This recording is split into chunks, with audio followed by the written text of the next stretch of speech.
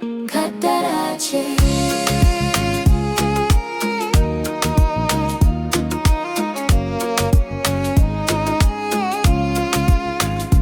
Na shiga gidan aure da farin ciki, ina tunanin zan samu soyayya.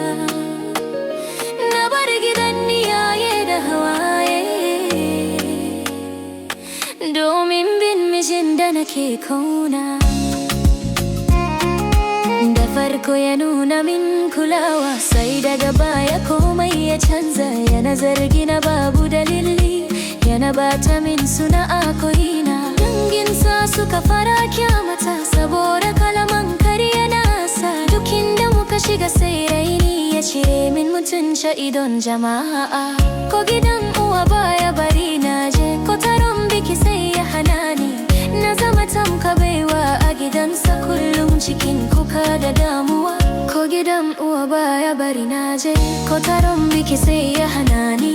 Na zama tamka baiwa a gidansa, kullum cikin kuka da damuwa.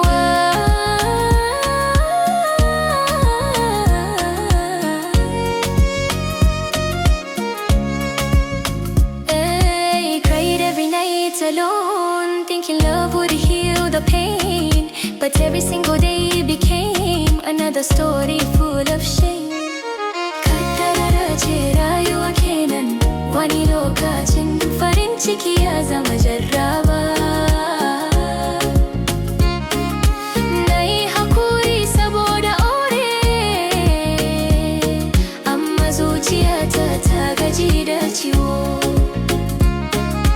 Kaddara ce ba laifi na bane, na bada soyayya amma ban samu ta ba. Na yi mafarkin gidan farin ciki, sai na tsinci kaina cikin kuka.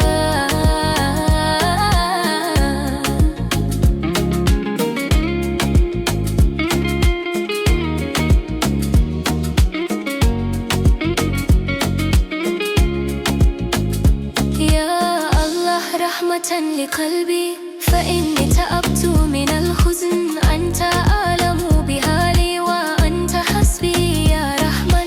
نغني دنيا باتتبتا باكوا بني أكيرك يا منا وتمجي تنا مرمشي أوجي الحالي zuciyarta cike take da ciwo. Yanma ta kuyi hakuri da rayuwa, ku rike addu'a da dogaro ga Allah, domin ba kowane murmushi bane farin ciki.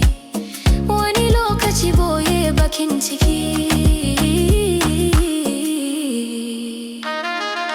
Kaddara ce rayuwa kenan, wani lokacin farin ciki ya zama jarraba. Na yi hakuri saboda aure, amma zuciyata ta gaji da ciwo. Kaddara ce ba laifi na bane, na bada soyayya amma ban samu ta ba. Na yi mafarkin gidan farin ciki, sai na tsinci kaina cikin kuka.